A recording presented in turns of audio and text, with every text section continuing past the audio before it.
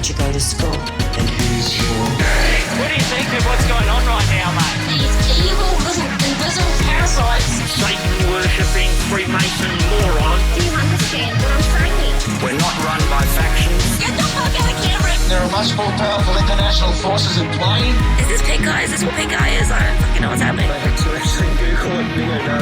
Please go outside and look at the moon quickly. It's been crazy, guys, but guess what? It's how it is, mate. Mate, because I want to do you slowly. Well, I ain't spending any time on it. Welcome to the Conditional Release Program, a podcast that delves into the netherworld of cults, crims and con artists. I'm Jack the Insider, otherwise known as Peter Hoisted for tax purposes. And I'm Joel Hill, and today we're back to discuss Peter Dutton's Back of the Envelope. Trust us, we know what we're talking about, and we'll give you all the information after the next election nuclear policy, which just... Will Australia go nuclear? Well, what I'm looking forward to is obtaining a certain perverse pleasure in seeing how badly mauled the word nuclear might have become among our political elite. We're going to find out.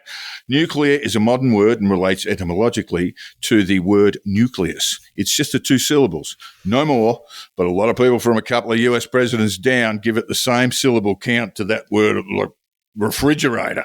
No. And the Nats, you know the Nats are going to go all nuclear. It's like Westinghouse. No need. So George W. Bush called it nuclear, and he was a president. He was a POTUS. So Jack, with his finger quivering over a large red button, which when pressed would signal the beginning of the nuclear holocaust. It'd be a nuclear holocaust, yeah. By definition, I guess it would be a nuclear holocaust then. I don't like that. Now, I just want to say here quickly, I don't actually know what makes me more upset. Would it be dying alongside everyone I know and love, or knowing the apocalypse was pronounced in the phonetic style of a fucking 5-year-old? Look, whatever. I'd actually like to be a shadow. If it's going to be a nuclear holocaust, I'd like to be a shadow blasted on a wall. That'd be nice. The only cockroaches we'll ever see. Look, W was an idiot. Yes. And anyone who can't pronounce nuclear has to sit this one out. Perhaps go and catch a film or send balloons up the chimbley. Yes, they will be going on the H train to nowhere. So, and while Jack muses on enunciating the King's English to the back row, I just want to talk to our listeners about beer.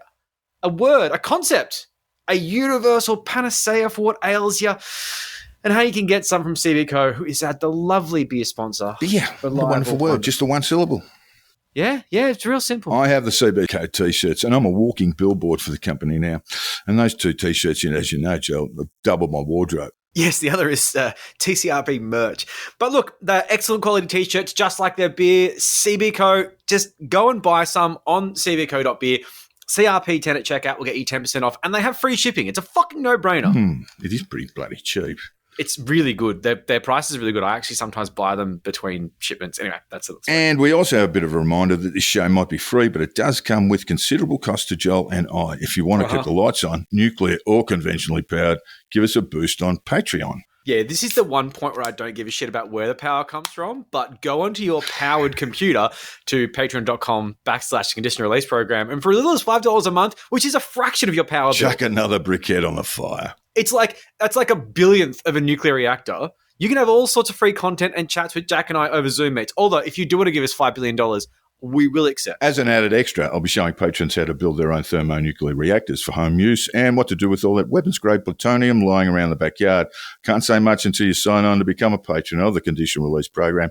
Other than any neighbourhood disputes, well, they're going to become a thing of the past. Yes. $5 a month and you'll be able to turn that bastard next door into a fine powder that glows in the dark for 50,000 years.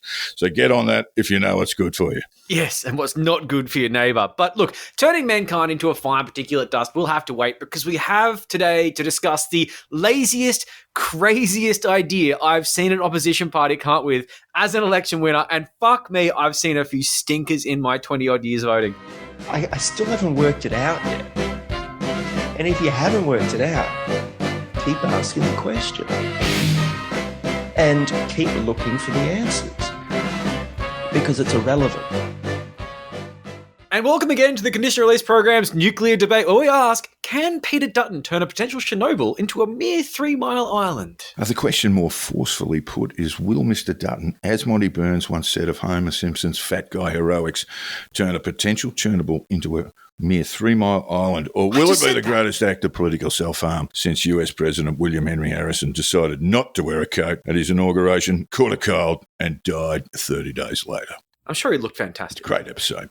That Simpson said when Homer turns into a fat guy. Oh, yes. That's when he turned a potential Chernobyl into a mere 3 Mile island, while he was bludging on the workers' comp as a fat guy.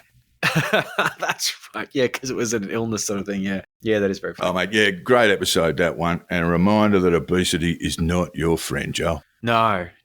We have been housemates for some time, though, and it's been an upsetting journey. Aren't you on a clinical trial to basically lose weight?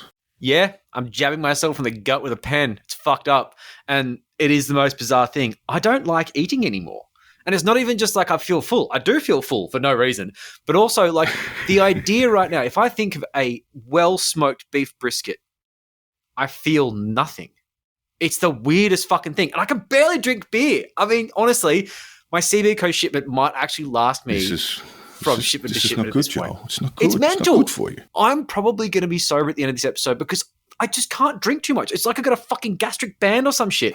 Anyway, look, I'm doing this for 9 months and I'm going to get really hot. 9 months? And skinny. Jesus I'm going to get really Christ, thin. that's a gestation period of a human, Joel. But when I get thin, I'm going to get real mean. I'm going to judge others. I'm going to start calling you fat. It's going to be wild. Few teeth knocked out. Look, look, I'm cool with it. Look, you can punch me all you like, but you'll still be overweight. All right, See, that's a preview into me being a mean girl. It's going to be fucking great. I'm really looking forward to it. Look, but back to the next most important issue in the country after your gross obesity. Some might say that a nuclear debate on nuclear energy in Australia should have happened 20 years ago. Probably. Well, the reality is that we did have that conversation a little more than 20 years ago, and it led to the Howard government's. The reality is that we did have that conversation a little more than 20 years ago, and it led to the Howard government's Australian Radiation Protection and Nuclear Safety Act 1998, which expressly prohibits, I'm quoting now, the granting of a licence for the construction or operation of a nuclear fuel fabrication plant, a nuclear power plant, an enrichment plant, or a reprocessing facility, end quote. And I want to express my disappointment for the acronym on that, which is what ARPANZA. That was gross. The Americans would have made it like nuclear. We're like, no, useful, Anyway, look, the coalition streams of carbon-friendly nuclear energy are now upon us. Blessed be, thank us. Oh, we are not worthy. And, of course, delivered all in a 20-minute press conference with a one-page press release. Lots of talk, not a lot of detail.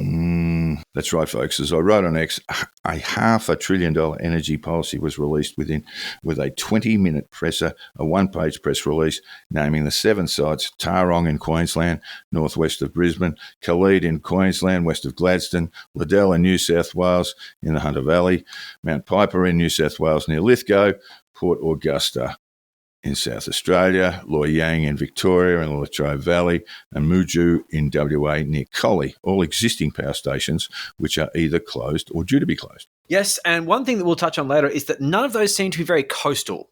So where the fuck is the water coming from? Yes. Where the fuck is the water coming from, Dutton? Where's the water coming from? Anyway, so look, Dutton has said that all or any of the sites can be compulsorily acquired, just like in the castle, in the national interest with just compensation. You know, remember budgeting well on just terms? We're going to make the just terms up. But this is being paid to the owners who are going to be negotiating hardball. But of course, he apparently has the legal advice to prove it. I don't know. Maybe he got fucking Dennis Denudo to write him a fucking letter. I would love to see that legal advice. Oh, my God. You reckon AFL lawyers have turned up for a bit of pro bono work for the coalition, Joe? They've probably been a bit bored recently, with Ben Cousins being sort of sidelined and everything. Look, when it comes down to this whole thing, it is beyond my remit, I must say. But what I can say is that with organisations like this, decommissioning these power plants and blah, blah, blah, they're not going to let this happen easily. And whatever the idea of on just terms is going to be the subject of lengthy litigation. Now, I'm not sure how this really works, but I'm going to put it out there that when you've got a deadline for a nuclear reactor that you've made, 10 years from like now, insane, and you're going to be tied up in 2 years of litigation just to get the fucking sites going? Yeah, well, I don't know. Not great.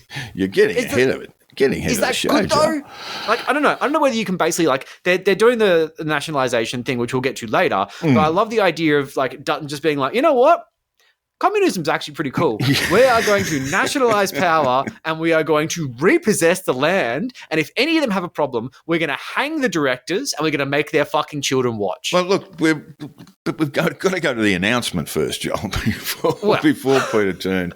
I'm partial socialist. Look, I'm more of a socialist than you are, but I think we're both on that side of the fence. But when it comes to, say, like, you know, genuinely robbing private interests of land, I start to wonder. I get the national interest and I'm all about it, but it doesn't bode well for investment. And we live in a capitalist society, which is unfortunate but true. Well, he'd announced the policy, so he had to go and have another announcement. And there he was. He was there with Susan Ley. He was there with Angus Taylor. And he's there Susan with David with 9 Littleproud. S's. And seriously, you've never met 3 more greater mediocrities than those 3. Oh, fuck me, I know. Anywho, the announcement. Big on rah-rah, small on detail. Doesn't say which of these 7 sites will be a large-scale nuclear reactor and which one, or reactors, and which ones will be small modular reactors or SMRs. Oh, yeah, that thing that totally exists. So Dutton's office did release an artist image of an SMR taken from the Rolls-Royce website. There might be a few Nothing copyright but the issues finest. there. Good. Starting off in a very French note on this one. The artist's impression looks so nice. I wanted to be there. Honestly, it's I want like to work there. the Rolls-Royce, they're just going to turn around and be like, I'm sorry, sir, you're going to have to go with us now because if you don't, we're going to sue you for using the fucking image. And he's just going to be like, oh, okay. AFL Stadium in the background, and I would have been just in heaven. So To be fair, yeah, with the Tasmanian Devils logo lovely on it. artist I'd pay impression. that. Magnificent. That'd be good. What a fucking idiot. Anyway, so it goes. So Shadow Minister for Climate Change and Energy, Ted O'Brien, who I've heard great things about. The member for Fairfax and Queensland Liberal did say in an interview with Sarah Ferguson on 7:30 on Wednesday that the coalition had been in discussions with Rolls-Royce about the company of, say, swish cars and big kick-ass engines for civilian and military use. Cool, by the way. And that's why the Rolls-Royce image was used. This is the level of fucking public thought we are dealing with here. I don't think they would have minded. I love Rolls-Royce. They're pretty sick. Don't Cool think they would have cars. minded, Rappers put it that like way. them. And it may well be true. They might have been having a chat with them. Rolls-Royce Yeah, has sure. manufactured a version of SMRs for UK nuclear-powered submarines, but as of April this year, decided to scale back its manufacture of SMRs in the UK, where 40 have been planned, but more or less forgotten about by the doomed Tory government. They announced them. And Maybe you get the SMRs to do national service first, and then they can produce energy for the grid. Cool. well, Yeah. that's the Tories. Tories are just going to learn the iron fist of democracy rule. Yeah, they're going to have a real bad time. Going to be bad. So according to a Gloucester-based business newspaper, Punchline, this is the quote. Blaming ongoing delay from the government, Rolls-Royce offshoot Rolls-Royce SMR is reported to have spiked its plans for one of 2 factories that was seen as pivotal for progressing a new chapter in nuclear energy for the UK. Uh-oh. Rolls-Royce had proposed 2 factories for the realisation of small modular reactor plans, but now says time constraints give the firm no option but to shelve a planned $200 million pressure vessel manufacturing facility. Oh, you've got to have that that. 5 times quickly. Which was penciled for a location in Sunderland or Deeside, North Wales. Ooh, Deeside, that sounds nice. Treating that area badly. Anyway, the newspaper went on to report. With around 40 SMRs planned for the UK, Rolls-Royce's move will add further uncertainty to a fledgling industry, which as yet has no signed-off specification for the promised technology. Although modelling shows the design can produce 200 megawatts of heat and steam, as well as 80 megawatts of electricity. The source is Trust Me Bro, I believe, is the source. Oh, it looks magnificant. It looks magnificent. Yeah. Just pop a Great. footy field in the corner and Just I'd be happy. I'd work there. Needs a stadium. And of course, it comes on top of the cancelled order of 6 SMRs in Utah. Oh, this does not bode well. So the design and construction company NewScale had planned to develop a 6 SMR 462 megawatt project with the Utah Associated Municipal Power Systems. Love it. And launch it in 2030. Cool. But several municipalities pulled out of the project as costs rose. Uh-oh. recurring theme today.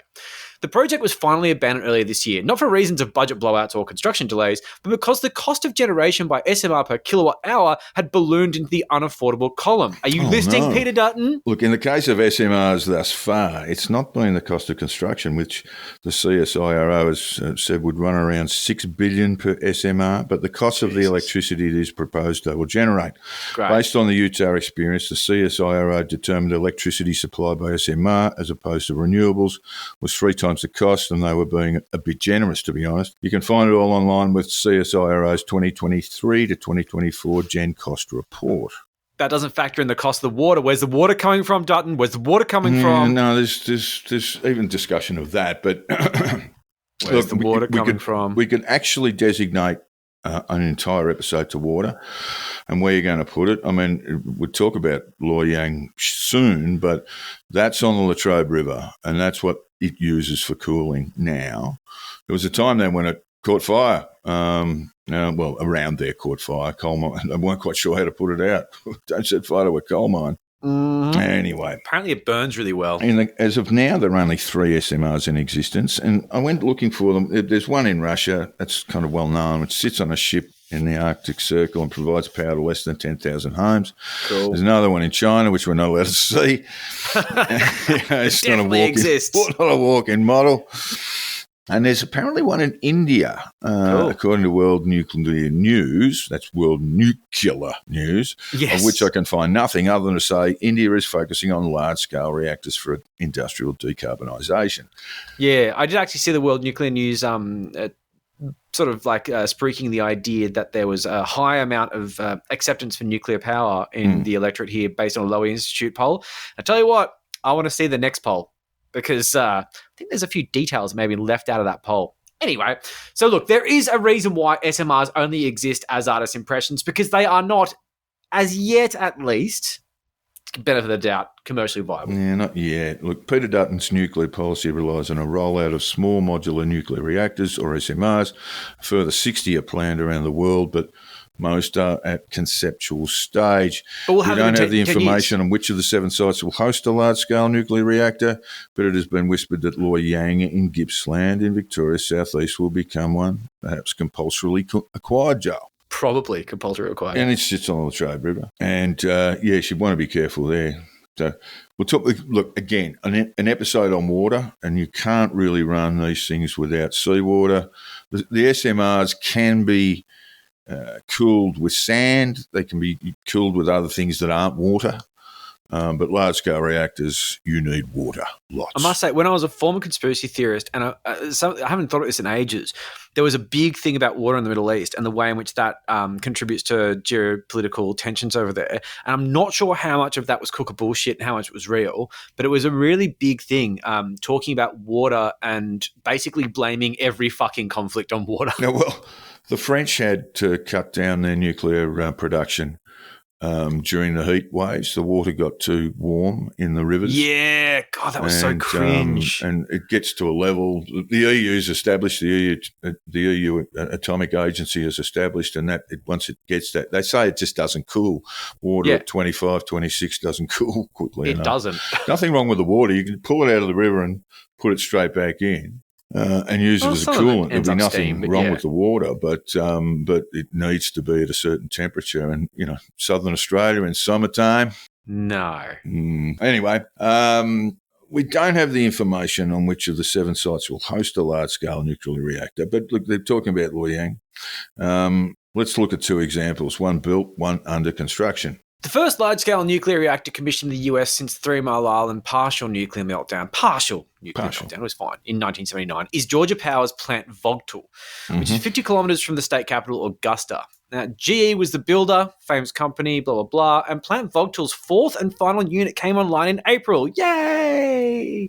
It is the largest nuclear power plant in the US and the largest supplier of low-carbon electricity. The first 2 units were commissioned in 1976 and came online a decade later. Preliminary construction of units 3 and 4 commenced in 2009. What a gap. There we go. Just the 15 years. Sounds great. No worries. The initial budget for stages 3 and 4 was, we'll always talk in Australian dollars, always convert it. The initial budget for stages 3 and 4 was $35 billion. In Georgia, costs blew out with a 7-year delay in construction to $53 billion. Oh, good. So plus 18 billion there. In December last year, the Georgia Public Service Commission announced that Georgian consumers would pay 80% of the cost overruns, effectively a 10% increase on electricity bills across the board for the foreseeable future. As it stands, the state of Georgia's electricity needs with the volatile online are 37% natural gas, 27% nuclear now, 13% renewables and 13% coal. And it's something that has merely added around 15% of all forms of electricity generation comes with a 10% loading for consumers in Georgia. And meanwhile, in the UK, an even greater disaster is unfolding. Yeah, so in Somerset, England, and this is something everyone's going to hear about all the time because it's a fucking disaster. Hinkley Point C power station remains under construction. The project was first announced in 2010. Come on, mate. For those playing at home, that's 14 years ago. And contracts were signed between the UK government and the French nationalised energy giant EDF Energy, or EDF Energy, and China General Nuclear Power Group in 2012. Chinese money. Oh. Interesting. Dutton loves them. The soil was turned in 2017, so it's 7 years since they started doing shit. 2017, it's 2024 today, so 7 years, yeah, still under construction. And it took them 7 years to start with actual expertise. Yeah. So Hinkley Point C was to come online and contribute 11% of Great Britain's electricity grid this year, but the date is now projected to be 2029 to 2031. 12. Yeah, that's not great. 12 to 14 years, Joel. Yeah, the original construction budget was $25 billion, which is not a sneeze. That's not bad. $25 billion. Oh, it's nothing to sneeze at, but it's still some money. According to the latest update from EDF, the total cost will be closer to $80 billion. It's actually a little bit under. The figure, again, according to the Électricité de France, their latest report at the current exchange rate is $87.5 billion. It's a bargain. $87.5 billion. It's worth remembering these extraordinary budget blowouts have occurred in countries where nuclear energy already exists, no legislative impediments are present, and where there is a degree of expertise already to be found. You've got a group of engineers already there. We're going to bring in the French. This will be number 12, I think, for them. They're going to fly business class, and they're going to eat a lot of bread. Yeah, so what's proposed? 7 nuclear reactors, large or small. We're not quite sure yet. All those details the coalition estimates will be online in 2035. That's 10 years, and 20. That's for the SMRs. 2035. That totally exist. And for your bigger boy, for your large scale nuclear reactor, 2037. So 13 years from today, respectively. At least they exist. That's cool. 2035 and 2037, respectively. All this in the country, whose motto basically shouldn't be Advance Australia. It should be, you want it when, mate? Yeah. You want it when? Yeah. Really? How? I wish my friends we're dealing with a bit of a agree. fantasy. So let's take a look at the political processes needed to get nuclear running in this country. Yeah, this is the other fun thing. There's the Hinkley, and then there's the Howard government's Australian Radiation Protection and Nuclear Safety Act, which once again, I wish had a cool acronym because that sucks to say, which expressly prohibits the granting of a license for the construction or operation of a nuclear fuel fabrication plant, a nuclear power plant, an enrichment plant, or a reprocessing facility. This is going to have to be either seriously amended, which would be bizarre, or just revoked and killed. Yeah, the Act would need to be overturned. It would be fairly reasonable to conclude that the amendment or revocation of that legislation will not occur in the life of this Parliament. So it's a fucking So that dream. takes you to 2025. Yeah, well, if that takes us to 2025, there is an assumption here the coalition returns to government with a majority in the lower house, of course. But, what the fuck? How are you going to get that? If you've got even a minority government with a handful of crossbenchers. Well, we'll talk about some of the electoral stuff shortly. You're not going to get it through. And then you got the Senate. You've got to deal with the Senate. Are you going to have a majority in the Senate? Imagine if Dutton, at least a workable majority. So they've got to be re-elected in 2025 with either a majority in the lower house or a working majority with some crossbenchers. Can you think of a way that Dutton would ever get both houses? ever. And deal in the Senate.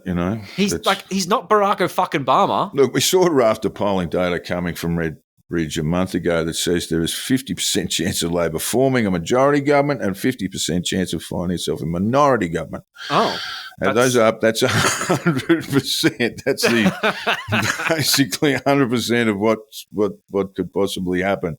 Jesus. So on polling alone, the coalition has no chance of even forming minority government. But let's be kind and say somehow the coalition does find itself in government after the next federal election, and then a further year. You've got to add another 3 years. I mean, we could take the British experience and go 15 years. But let's say 3 years for contracts to be issued. So 2028. Amazing. I mean, it's not as if you're going to have the soil turned, on the day Peter Dutton's got the 2 big V signs on the front page of the Sunday Mission paper. accomplished banner on the nuclear submarine that also doesn't exist. Yeah, just absolutely fucking not. Now, there's lots of questions here. Of course, do we go with the French? Yeah. My money's on yes. If I was a betting man, I'd say yes. They build a lot of nuclear reactors. Oh, they love it. That EDF. The issue here, there might be a small integrity issue. Look, the more excitable amongst us might call a sovereign risk. That's cookie talk, Joel. Don't want to throw some big words around here, but the French are probably still kind of pissed off with the Morrison government, who famously dudded them on submarine contracts they didn't really want to sign anyway. We will give you nuclear submarines. No, we want them diesel. We will give you nuclear submarines. No, we want them diesel. Okay, fine.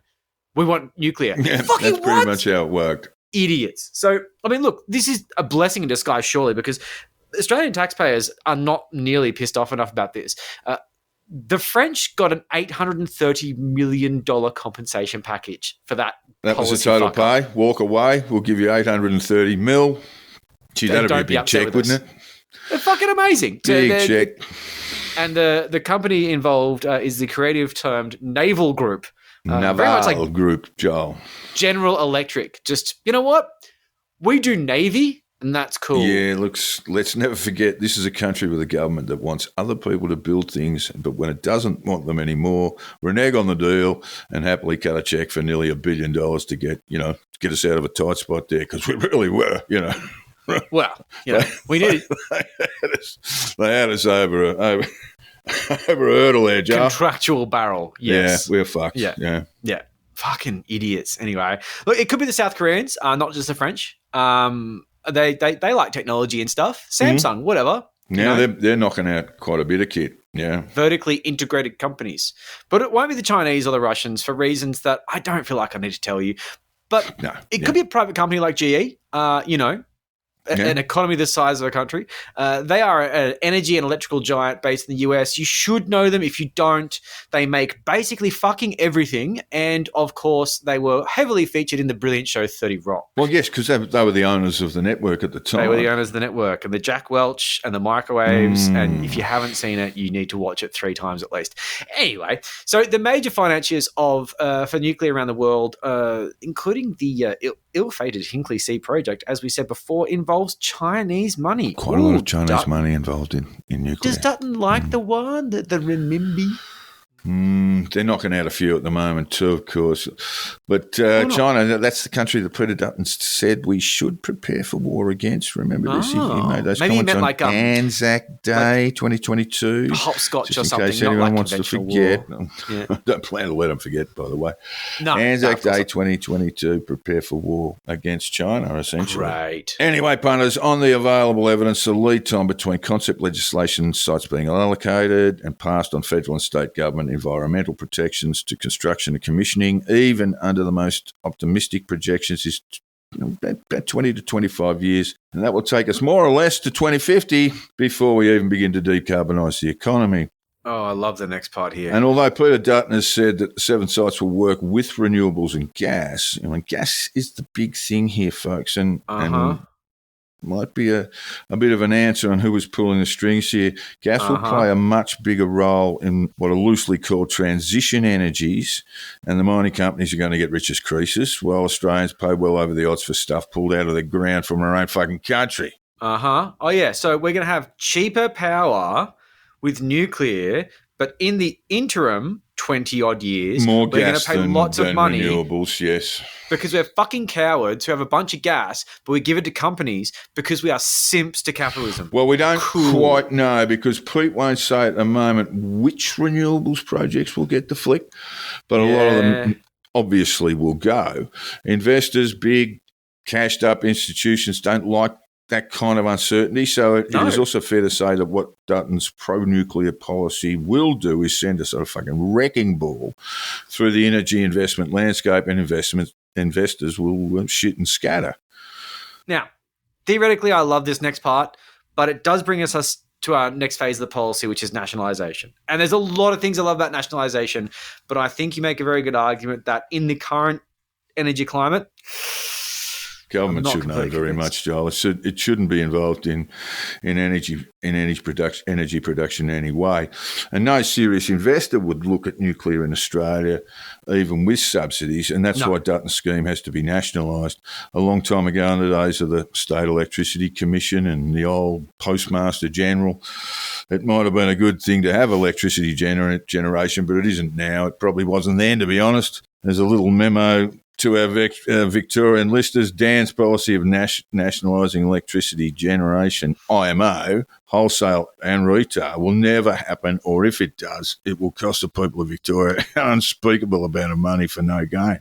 I don't completely agree with that, but I'm very interested to see how it plays out. No, it's very ambitious. What you've got to have is a competitive free market approach where competition drives prices down. It's a big part of the problem in Australia's energy requirements now. The coalition pissed about on energy for the best part of a decade. They couldn't make a decision because a great many of the arses who sit in Cocky's corner in the lower house, the Nats, don't believe in climate change. A very strong argument could be made that the coalition's shift to nuclear is based merely to placate the Nats. Yep. I'd say it's one reason. I don't think it's the only one. 6% of the vote in this country goes a long way. Yeah. And that 6% does anyway. It's the Nats and the miners again. Yeah, that's where the money and that's where the influence comes from. So, look, Dutton's policy is that it will be entirely funded by the Commonwealth or, of course, a taxpayer, which I guess are similar and the same thing. But one and the same. But I mean, the NBN's a similar beast, right? It had to be created because the way our telecommunications were structured back at the turn of the century meant that Telstra, formerly Telecom, had a monopoly in the telecommunication infrastructure. They owned all the shit. We bought that.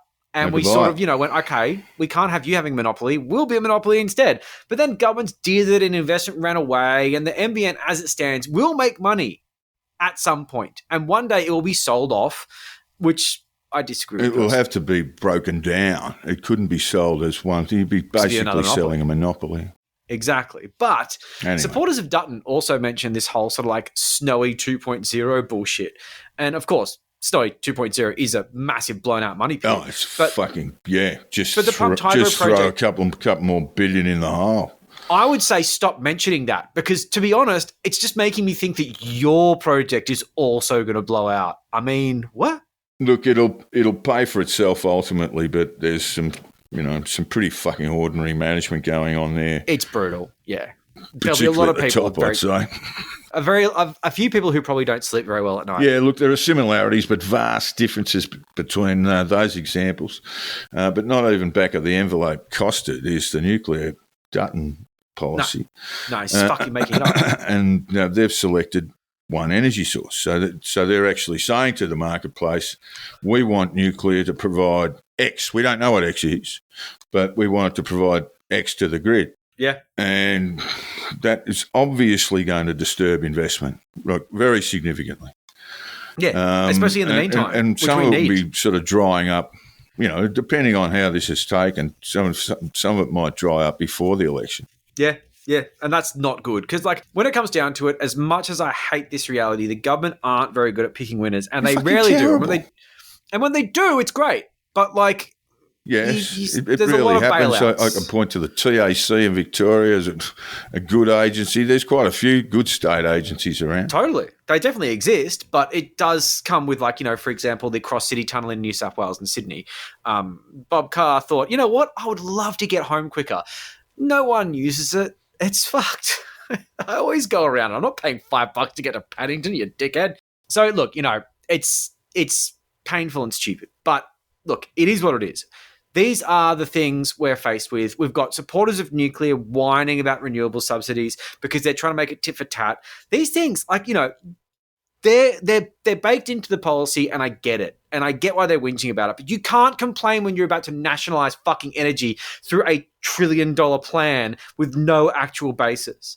But the reality of the fucking nuclear plant is that we are going to be taking the yellow cake from the ground, we're going to be refining it, and we're going to put it into nuclear fuel rods, and that's going to cost money, time, and it's going to get weird. The difference with renewables is we're just going to chuck solar panels in paddocks somewhere where sheep are going to graze underneath it, everyone's going to be happy, and they're almost always going to be cheaper.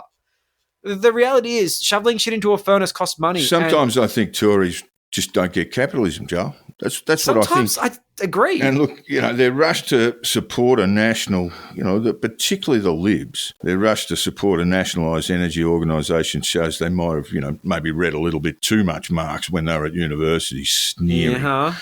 But it is still very weird to see these dedicated small government big L liberal types babbling about nationalised energy.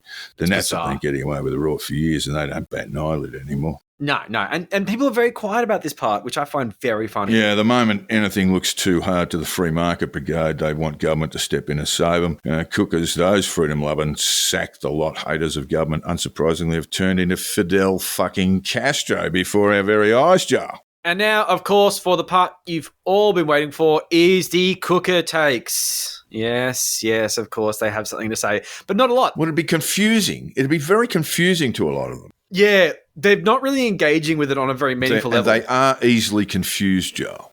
No. They do their own research. One thing that I really enjoyed was that, look, if you ever needed further proof that you could absolutely never please cookers, Teeny Weeny Malcolm Roberts has proven that beyond reasonable doubt. Here he's getting upset that we're moving away from coal. Because that is one of the bottom lines on Dutts' plan too. Yeah, phasing out of hates coal. it. And here's what Teeny Weeny had to say: converting coal-fired power to nuclear is, I wonder how he pronounces it. I'd really love to know. Is a United Nations net zero scam. I support nuclear. It's one step cheaper than the Bowen Albanese wind and solar pipe dream. We should absolutely remove the ban. He's talking about the legislative ban. Yes. But I'm sorry, buddy, not in the life of this parliament. But Peter Dutton only wants nuclear because it complies with the United Nations net zero targets, which his party is fully committed to. Now he's saying he will forcibly acquire coal stations. Why is that capitalised? Shut them down and convert it to nuclear. I knew the capitalisation was going to piss you off. So look, cookers have been bleeding about nuclear for ages now. I've seen it in person. But once it's on the table, they are, as per usual, fucking ingrates. It's cool or nothing. I just fucking hate clean air. It just fucking shits me. Fuck. Briquettes. Fuck. We should be bringing briquettes back. Fuck the Pacific Buy Islands. a sack of them every week and just throw them on the fire. That's it, man. They're half price at Woolies. I don't see why power's so expensive when it's half price at Woolies. Fucking idiots. In a fairly unsurprising moment that shows a complete lack of self-awareness, Morgan C. Jonas, otherwise known as Teflon Mons X, said this. The Premier is against nuclear, yet supports inefficient, economy-destroying, ideologically driven green energy initiatives, misspelled, but in inverted commas for some reason, such as the so-called Bass Offshore Wind Energy Project, again in inverted commas for some reason, a project so financially viable that it requires taxpayer funding to get off the ground. The only solution to this crisis of political leadership, this will be big, is for good-hearted people who love Australia to get involved in the governance of our country. Now, I'm just going to speculate for a second before I move on. He means himself, of course. No, I actually think that he means that we all need to get all the good-hearted people, and I mean cardiac health. Need to vote him in. No. We need everyone in good cardiac health to run on treadmills to power the country. Well, if you've got an arrhythmia, you can't join. No, we'll run an ECG beforehand. We're not reckless like those renewable bunch. So look, someone needs to let Morgan know that the nuclear project is, what's that a term? Taxpayer funded entirely. Like, it's not subsidized. Nationalised. Anyway, look, as a side note, just a bit of a cooker update, which is really funny. I had a look at his comment section to see what fellow cookers were saying because I thought, okay, cool, let's see what Morgan C. Jonas crew talking, literally just crypto scams. Morgan, probably more popular on Facebook maybe, where the boomers really hang out, but what an absolute fall from the nowhere you were in the pandemic to even more in the wilderness now. You really, it's sad. I guess, look, he's always got the bongs. So the interesting reality here that I saw was that cookers aren't actually coming up with much. They're usually just basically linking to Sky News articles and things. Usually they have a situation like this and they come up with all their wild theories, but they've got fucking nothing on this. And I think the reason why, this is my own little wild conspiracy theory, is that they've been won up by Dutton. I mean, he's made wild claims like Labor are spending $1.5 trillion on renewables, which this is a figure that has baffled experts and is widely considered to have originated from his ass. Straight out. Just making shit up. How do you beat that? So Dutton has also spoken about how hospitals and supermarkets will have to deal with planned blackouts. Mm-hmm. That sounds like fucking Rick Bosey to me. Like, he stopped one fucking step short of suggesting that white hats, not the French, will build the reactors, they'll fit in a briefcase, and they'll cost $10. He's talking fluent cooker. It's fucking ridiculous.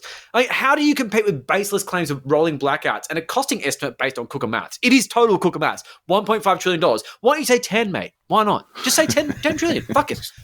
At this point, just double it, but round it off, 2. Ray If it's 1.5, will might as well be 2. Yeah, Kyle Sandilands will give you a free pass on it. Don't worry. You can just say what the fuck you want. Look, I must say the stakes have been risen. I think the gauntlet's been thrown.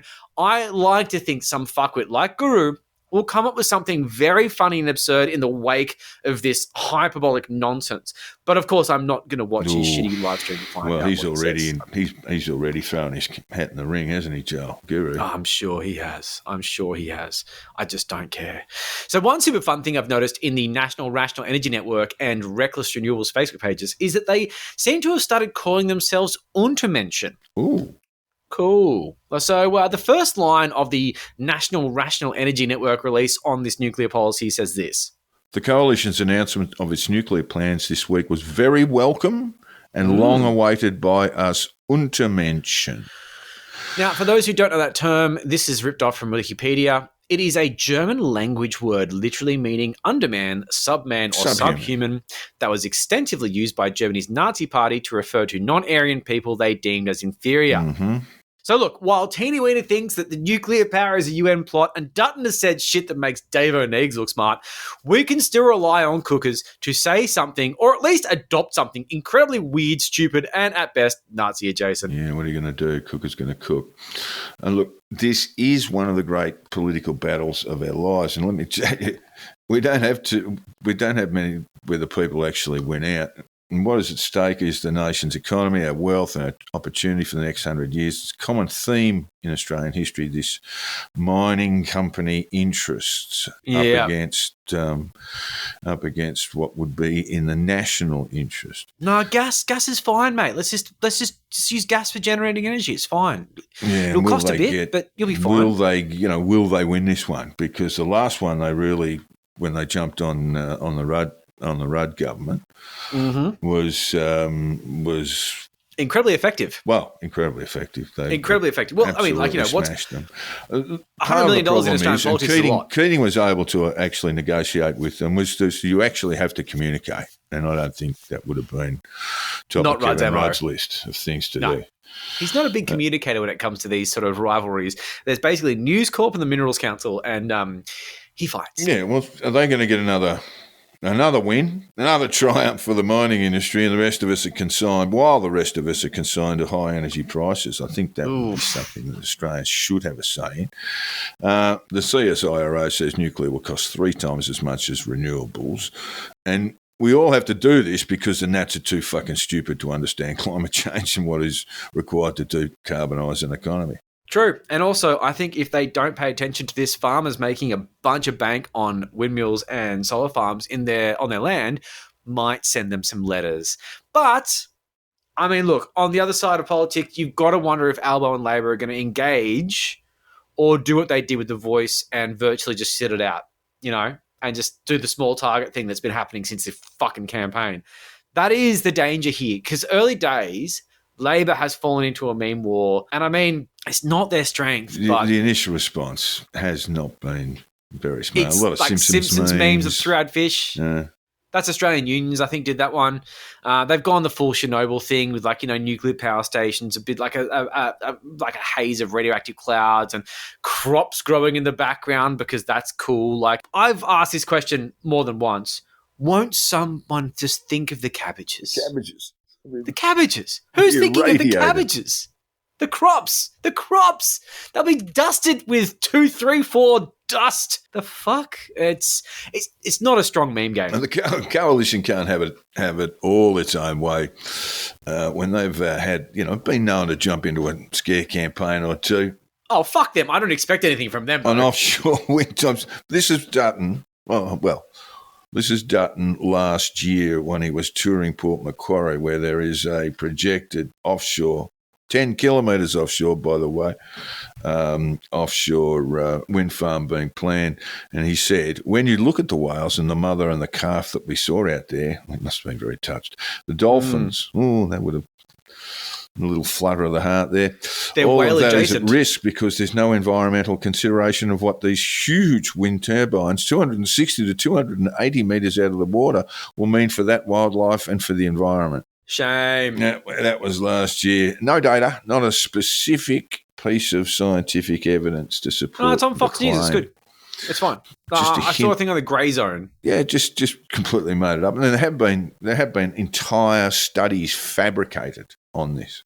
It's fucking embarrassing. And of course, the fossil fuel industry are putting money behind this because why wouldn't they? There's a lot of cash in winning this war. Well, this particular one is bizarre. I mean, it's just a pod of whales swim happily. They're basically swimming happily along in the southern oceans, and they come across Nice a music cable in the background. fixing a wind turbine to the seabed. Obviously become confused, deeply irritated, then chronically depressed before basically, I guess, the leader just says, "All right, boys and girls, Let's pack it in." offshore, mass suicide." Yeah, drink the Kool-Aid. Cetaceous Jonestown, yeah. Oh, God. Wollongong.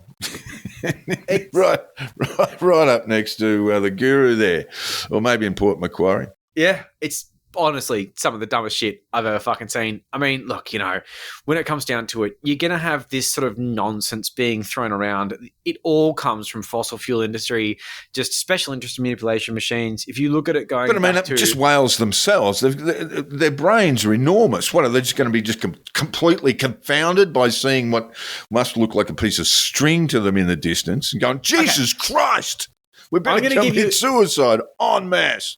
I'll give you like a bit of a, an experiment. Pretend you're a whale, play some really annoying sound from a speaker, and then go underwater and see what happens. Blue whale's got a brain the size of a Volkswagen. Every now and then you'll come up for air and you'll hear your annoying sound, but then you'll go back under and you'll be fine.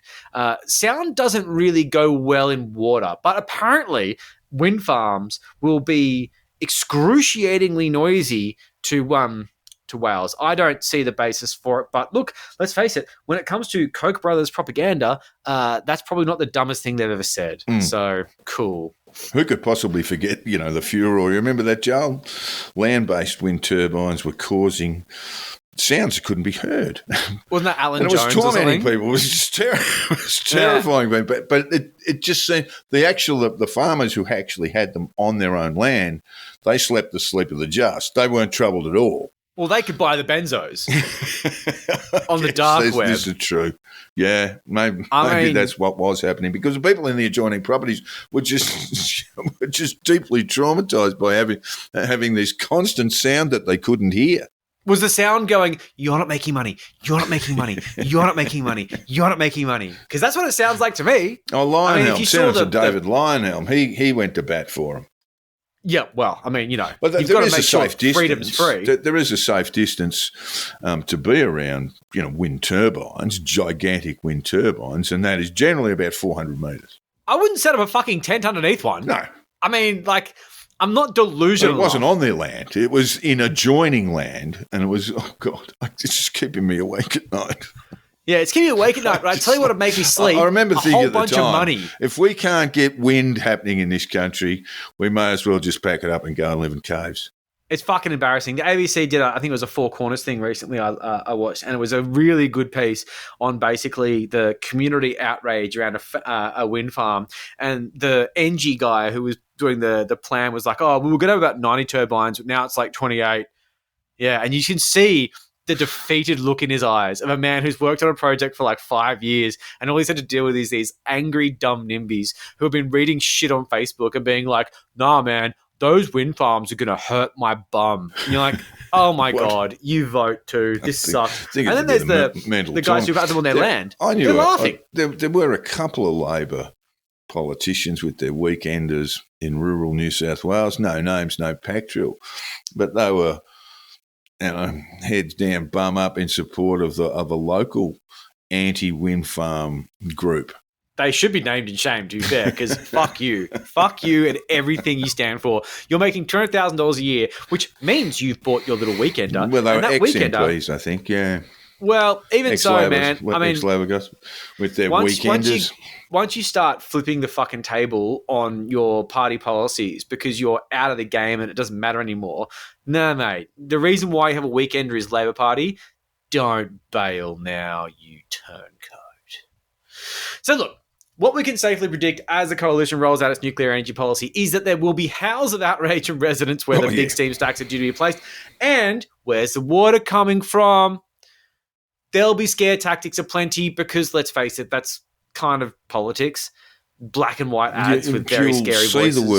You will see the words Chernobyl and Fukushima a lot in the next. Oh, totally. I don't blame them as such. Shall we say 12 months? I would say that nuclear technology has come a long way since those ones were built. But look, let's not get caught up in the details, right? The national interest should, but often doesn't, override the sort of not in my backyard crowd. Of course, that's the NIMBYism that we like to talk about, because this is why we can't have nice things as a general rule, which includes renewables, as we just discussed. Yeah, and vast tracts of power lines too with renewables. But well, they give you leukemia. You just have to do it. I used to believe that with the leukemia thing and the power lines. That was the thing my mum drummed into me as a kid. Yeah. Yeah, that was a thing, wasn't it? You know, that and it was incidents of leukemia around power lines? Basically around, because when this is happening in Western Victoria right now, they're actually putting in further power lines from Western Victoria, really, I think, well past basically around Hamilton Way, so a good 200 or 300 kilometres. I'd be interested to see the statistics. All the way back into Melbourne from there. Like the actual statistics on that. You know, not the cooked nonsense that people like to extrapolate because it makes something interesting, because in reality, what would fuel those concerns is I don't like having power lines near my house because it reduces the value of the property. Well, they have to basically strip land around when they put them in too, Joel, so that there are small scale environmental concerns every time they do them. But I think there's also a lot of bullshit involved around that. Personally. Anyway, maybe I'm going too far on the former conspiracy. I just don't think scare tactics are the right way to go. I mean, I don't think it's necessary. You'll see them anyway. You will. And if you want to have a look at a parallel between The Voice and going nuclear, and some conservative commentators have basically brought it up, the boot's on the other foot, right? Dutton is now the one who has to provide the detail. Remember, Dutton was just, as the shovel said, just paralysed with fear that there was no detail around. We deserve more detail. We're not getting enough detail. And basically he's just run up with the 20-minute presser and that's their interest. He's going to drip feed us. Apparently we're too stupid to gather all that information about our plans to go nuclear, or perhaps they just don't have it all to hand at the moment. It was very cringe. I actually listened today to a very softball. I mean, by softball, I mean Dutton seemed like he was genuinely being propped up by this with Ray Hadley, famously bipartisan and smart man. And it was actually insane how much Dutton was just given this free pass to just speak however he liked. And the only thing that they could basically say is that, oh, well, like I said before, $1.5 trillion on renewables, and our plan, well, I'm going to cost it soon. I just don't think the Australian public are ready for everything at once. And I'm like, do you actually think we're that stupid? Do you actually think We're that fucking stupid. Well, that look, let's be honest. We all are a bit stupid, you know. the price tag of this policy, which is a number between, you could give us a range, is too much for us to handle. Our feeble brains will fucking melt the moment you say the word billion. It's essentially how the energy element of your economy runs, and over the next, well, at least 25, 26 years, when we get to 2050, not that I'll be around perhaps, but at 2050, that's the problem. We're supposed to be net zero. And in most countries, we've signed agreements that we will be. But it was a well-thought-out policy. That's not they'd be aiming for millennials. I mean, well, one thing I will say is Albo can't sit this one out like he did with The Voice. Well, he has to be really on his game. The small target thing is getting fucking tiring. And that means beating and not less of the fucking. I mean, I think he's been okay. Part of it so far is not to respond immediately to it and message that you're somehow concerned about it. It's got to be a sense of, they'll do whatever they like, of course. But I'm in the bless the business of opposition. They're government. there for a reason. But he has to address it, and he has to hit it pretty hard. From a Liberal Party point of view, the electoral politics just don't add up. So you could make an argument that the Teals themselves would struggle to win second terms while Labor's in power, but yes they've and no, they've all of a sudden been revived, and seats like Bradfield in New South Wales that went to the wire, well, nearly to the wire, but certainly into a marginal direction for the Libs. Are in play, so you cannot. You can see, well, with the exception of the seat of North Sydney, which has now been abolished, Joel. That is very unfortunate. Old Chink got in on a prayer. Well, what are my staff totally redundant? I mean, what happens? I can just see Trent Zimmer being like, "Oh, I guess that wasn't so bad after all." Yes, well. It is a bit of a worry, but look, Albo needs to get out and be really hard. But I just cannot see that if Dutton's pitching to the outer suburbs and the regions, well, the regions kind of battle it out with Labor and with the exception of places like the Central Coast and things like that, Labor generally, don't win seats. So I just can't understand what he's actually shifting away from his constituency, desperately trying to find another one, but has no guarantee that it'll come along. I don't see it. So when it comes to this nuclear pipe dream bullshit, the idea of pandering to the kind of uncritical moron, mouth-breathing fucks that make up the cooker community and the real aggressive far right is that this is an ideological platform based on pushing something that isn't renewables and not something that is viable or smart. And he's pandering toward a crowd that just hate solar panels because the fossil fuel industry told them that solar panels were kind of gay. And it's embarrassing to watch, but there's no fucking substance whatsoever. And look, there's a couple of things I'd like to address as a general sort of thing, which is, as I've said, where's the fucking water coming from? Sure, you can talk Loy Yang in the Latrobe Valley. The announcement of the large scale, where they're going to place that, if it was going to be at Loy Yang, all of a sudden you'd be very worried about that river. Oh, mate, your water level is just going to drop. And like you say, when it gets hot, is that water going to cut the mustard? What's this reliable shit you're talking about? You need to put these in fucking coastal towns. Whatever made you think that might happen? It's insane. You can put these on the coast, and I guess you can use salt water to cool down the reactors. That's way fine. Too expensive on the coast, Joel. Well, that's unfortunate, isn't it? Maybe your plan sucks. There could be an issue there, right? Well, they're all in coalition marginals, but this one, if it does go off, as has been whispered, as the large scale, I mean, you'd have to wonder if the seat wouldn't be winnable. Oh, it's a terrible fucking idea. The NIMBYs are going to be so noisy, you won't be able to hear yourself think. You won't even be able to hear the wind turbines 200 kilometres away. It will be so loud. Well, the coalition claim that they've had decent feedback from people in their electorates. But What, whether they're focus just groups full of Tories? Liberal toadies or National Party toadies, I don't know. I can't see that being smart. But another thing that's just a quick aside is that I listened to a podcast today on the ABC, which is based in the sort of like the Pacific. I think it's called Pacific Beat.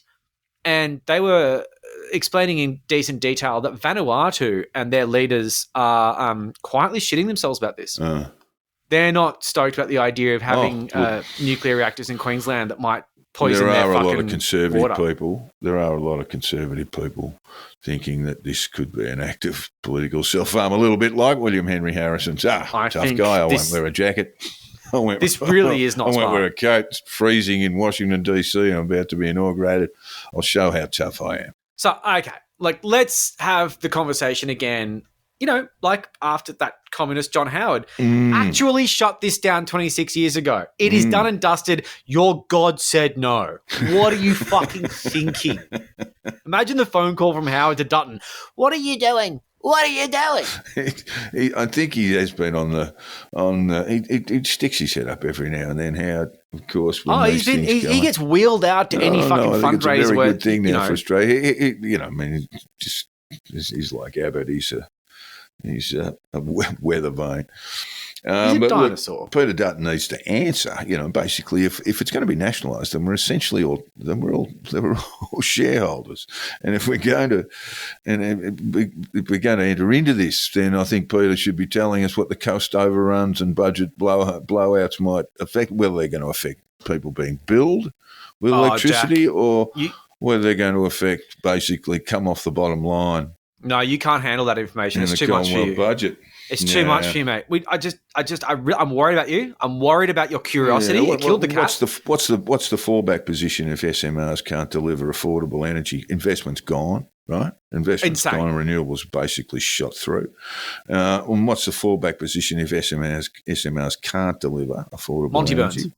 Well, large-scale reactors are stuck in a mud of construction for decades. Gas. Gas is the answer. Gas. It's super cheap and it's really renewable. And we'll pay more than the rest of the world pays for our own gas. And we'll have that. Figure that shit out. It's reliable and cheap as long as you're really rich. Cool. Look, this is so embarrassing. There are only 3 issues Australians need to consider. Will nuclear power provide cheap energy? CSIRO says no.